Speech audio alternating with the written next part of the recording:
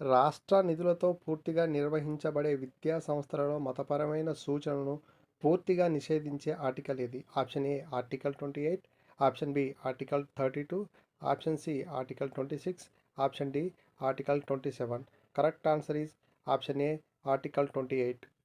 భారత సర్వోన్నత న్యాయస్థానం ఎప్పుడు ప్రారంభించబడింది? ఆప్షన్ ఏ జనవరి 28, 1950, option B August 15, 1947, option C November 26, 1949, option D జనవరి 26, 1952. Correct answer is option A జనవరి 28, 1950.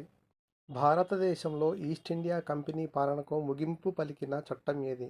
ఆప్షన్ ఏ భారత ప్రభుత్వ చట్టం 1858, ఆప్షన్ బి భారత ప్రభుత్వ చట్టం 1935, ఆప్షన్ సి ఇండియన్ కౌన్సిల్ చట్టం 18